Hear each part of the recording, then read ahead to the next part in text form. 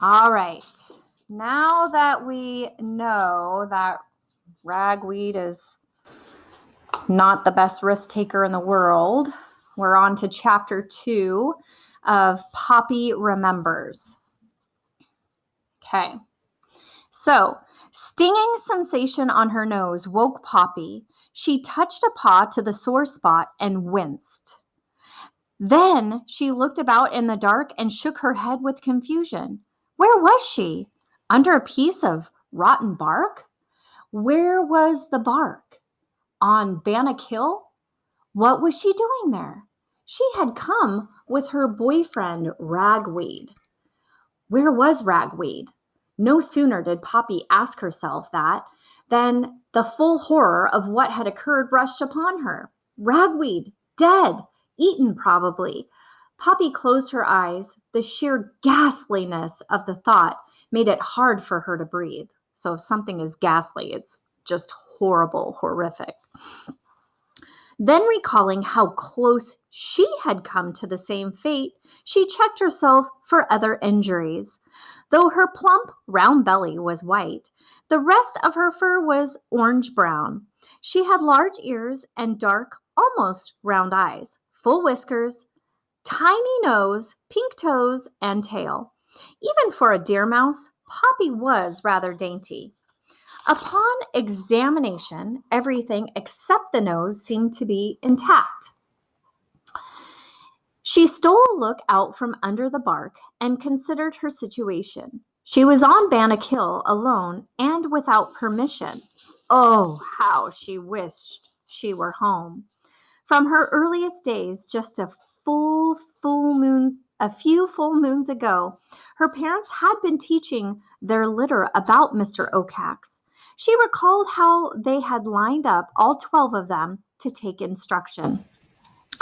Mr. Oakhax has been about for ages, her father, Lungwort, lectured in his sternest voice.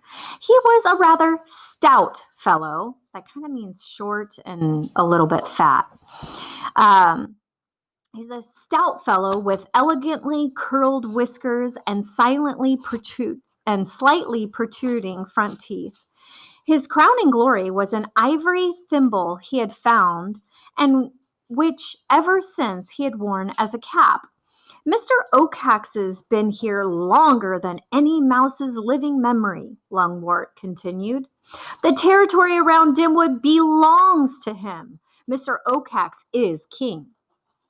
And he protects us, said sweet Cicely, Lungwort's wife and Poppy's mother. That's the most important thing. Sweet Cicely was a small creature, even for a deer mouse, with soft pale eyes and a nervous habit of flicking at her ears with her paws as if they were dusty. Protects us from what? Poppy remembered Ragweed asking. An outsider he had taken to hanging around the family. He was always asking for answers. Why do deer mouse live here and not there? Why do you folks eat this and not that? Why is your fur dark on top and white on bottom when mine is golden? Why couldn't it be the other way around? Though these constant questions could be irritating, Poppy had to admit that she'd often wondered about the answers. Curiosity, however, was not something her parents encouraged. Poppy admired Ragweed's persistence. Mr. Oakhax protects us from creatures that eat us, Lungwort answered gravely. Raccoons, foxes, skunks, weasels, stoats. One by one, he displayed pictures of these animals. Most important, he protects us from porcupines. Like this one. He held up a lurid portrait of a huge black-nosed beast covered with gruesome spikes. Blood seemed to drip from his snarling mouth. The young mice gasped in dread. Porcupines are our particular enemies, Lungwort insisted. There is nothing porcupines won't do to catch mice. What would they do with us then? Acorn, one of Poppy's sisters, asked in a trembling voice. First, they shoot their barbed quills into you, Lungwort said. Then they trample you, Sweet Cicely added. Finally, Lungwort concluded, they break you into little bits and gobble you up. Now it was terror the young mice felt, all except Ragweed. Longwort, he demanded, other than that picture, you ever seen a porcupine? A real one?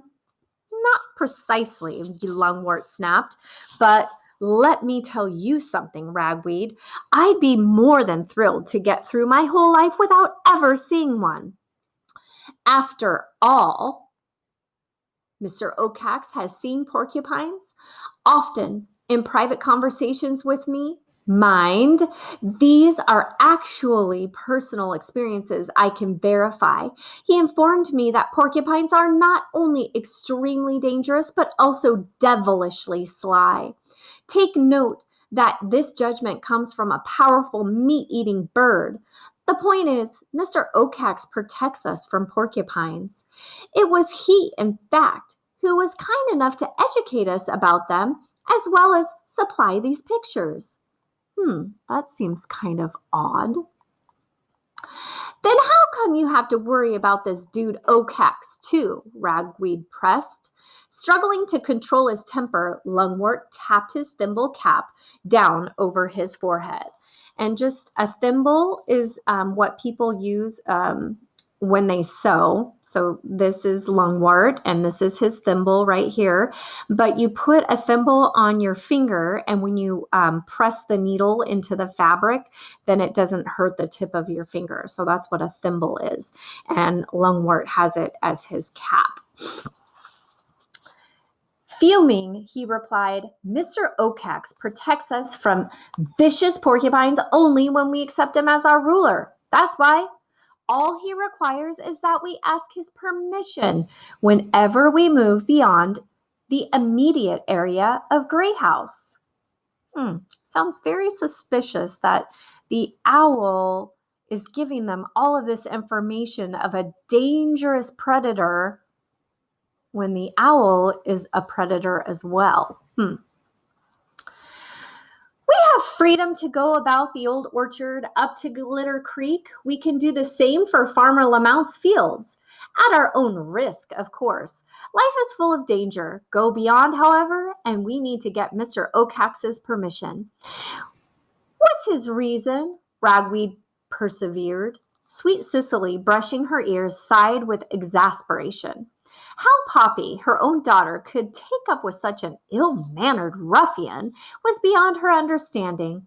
All the same, she said, Ragweed, as Mr. Oacax has patiently explained to my husband, he needs to know if we're moving about so he won't mistake us for porcupines.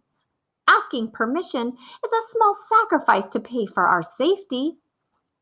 Lungwort nodded his agreement. That owl, he pointed out, has incredible vision and hearing. He can hear or see anything, even in the dark. And a good thing, too, porcupines prowl at night, move like lightning. Mr. Oacax says, shoot quills without asking questions, kill without mercy. No, my boy, we don't argue with Mr. Oacax. He's our protector. If we disobey him, break his rules, and I can't say I blame him either, he gets upset. What'll he do then? Asked Leaf, one of Poppy's brothers. He'll eat you, Lungwort replied briskly as he put away the picture of the porcupine. And, he continued, it happens. During the past year, we have lost some 15 family members. It may be presumed that all failed to ask Mr. Oacax for permission to go somewhere. The children were shocked into silence. Ragweed, however, spoke out again. Hey, Pops, didn't I hear you say porcupines are huge? You saw the picture, Lungwort responded. And don't call me Pops. It's common. So then porcupines are bigger than us, right? A lot bigger, Sweet Cicely said, emphasizing the lot. Well, lady, Ragweed kept on, if their porcupines are so huge, and we're so small, and if this dude owl has such amazing sight, how come he might confuse us mice with them there dude porcupines? Know what I'm saying? An indignant, Sweet Cicely looked to her husband. Lungwort sputtered. Ragweed, For your information, proper grammatical usage is those porcupines, not them their porcupines. And while I'm thinking about it, if you intend to court my daughter, I'll thank you to groom your hair properly when you get up in the morning. As for that earring you've taken to wearing, I don't like it, not one bit. This family is committed to keeping up mice values and is opposed to stupid questions. With that, Lungwort stalked away, tail whipping about in agitation.